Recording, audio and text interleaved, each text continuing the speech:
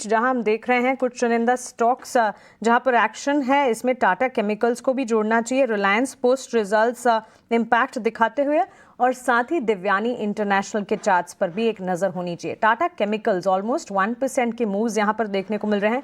Chemical pledge पर आशीष कोई नजरिया बन रहा है? केमिकल स्टॉक्स भी फोकस रेडार पर रहते हैं कुछ इंपॉर्टेंट इवेंट से ठीक पहले। तो देखिए यहाँ पर पे थोड़ा सा अब जो एक रीस्टॉकिंग का एक ट्रेंड ग्लोबली बन रहा है, उसका बेनिफिट स्पेशलिटी केमिकल कंपनीज के अंदर में बनेगा। रॉ मटेरियल प्राइसेस में भी हमने देखा है कि थोड़ी सी नरमी आई है, उसकी वजह से मार्जिन्स में एक इम्प्रूवमेंट हमें देखने को नजर आएगा। और साथ ही साथ टॉप लाइन जो डी ग्रो हो रही थी बिकॉज क्योंकि एक डी स्टॉकिंग का ट्रेंड बना था, अब वो कहीं ना कहीं चेंज हो रहा है। तो मेरे हिसाब से टॉप लाइन में भी एक एडवांटेज नजर आएगा। बट ये मुझे लगता है कि बहुत ही स्टॉक स्पेसिफिक अप्रोच यहाँ पे रखनी पड़ेगी rather देन पूरे सेक्टर पे। तो हम जानना चाहेंगे जो कंपनियां टिपिकली जैसे कि एसआरएफ, नवीन फ्लोरिन जैसी कंपनी है, इनके अंदर में हमें लगता है कि एक फ्लोरिन जो बिजनेस है उसके अंदर में भी तेजी है। साथ ही साथ रेफ्रिजरेंट गैसेस के अंदर में भी हमें लगता है कि प्राइसेस में एक अपटिक आएगी, तो उसका बेनिफिट कहीं ना कहीं एसआरएफ जैसी कंपनीज को मिलेगा। टेक्निकली आप देखेंगे तो एसआरएफ में एक बहुत लंबे समय के बाद लॉन्ग टर्म चार्ट पे क्लियरली एक स्ट्रेंथ नजर आ रही है और स्टॉक में 2500 रुपए का एक अच्छा बेस बना है। मैं समझता हूँ ये स्टॉक कहीं ना कहीं 2900 से 3000 तक की एक ट्रेजेक्ट्री दिखाता हुआ नजर आ सकता है। तो एसआरएफ काफी अच्छा लगता है। और दूसरा स्टॉक जो हमें काफी पसंद है वो है गुजरात फ्लोरो।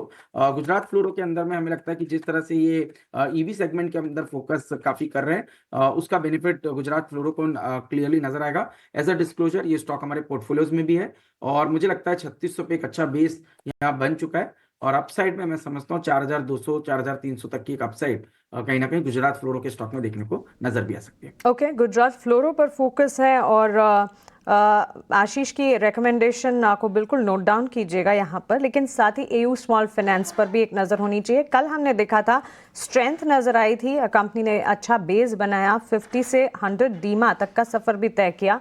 और इस वक्त अगर हम देखें वॉलेटाइल हैं मूव्स, लेकिन ऑफ कोर्स इस स्टॉक में मोमेंटम जो है ऑन सेशन ज़रूर देखने को मिलता है। आज के सत्र में हम देख रहे हैं हल्की फुल्की बिकवाली। जियो फाइनेंस के चार्ट्स को पुल अप करते हैं, अच्छी मजबूती है यहाँ पर। और इनफैक्ट निफ्टी नेक्स्ट कैटेगरी में वन ऑफ द स्टॉक जो कि फोकस रेडार पर आ रहा है, आधे % के मूव्स यहाँ पर देखने को मिल रहे हैं। 277 आदित्य, वैसे ब्रोकरेजेस की माने तो इस स्टॉक में दमखम है 400 के लेवल्स को भी पार करने का।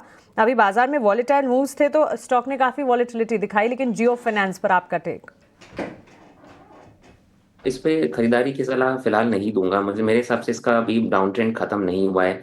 ये जो अपमूव हमें देखने मिल रहा है जियो फाइनेंस में, करीब 277 से लेके 295 तक का मूव हमें यहाँ पे देखने मिल सकता है। तो अगर आपको उस ट्रेड उतना सा ट्रेड करना है 277 से 295 के लिए, तो डेफिनेटली आप एक ट्रेड ले सकते हैं 270 का स्टॉप लॉस लगा के। बट अगर आप एक थोड़े लंबे समय के लिए आप स्टॉक को एक्यूमुलेट करना चाहते हैं और आपको पोर्टफोलियो में ऐड करना है, तो मेरे हिसाब से स्टिल अर्ली डेज, थोड़ा सा वेट करें। स्टॉक में करेक्शन अभी भी ड्यू है। नीचे की तरफ हो सकता है स्टॉक लुढ़क के 260 से 250 के आसपास आ जाए।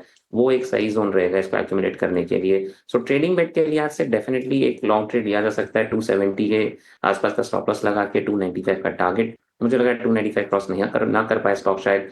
नीचे की तरफ स्टॉक अगर करेक्ट होकर 240 से 250 के आसपास कहीं आता है तो फिर फ्रेश एडिशन करें इसमें पोर्टफोलियो के।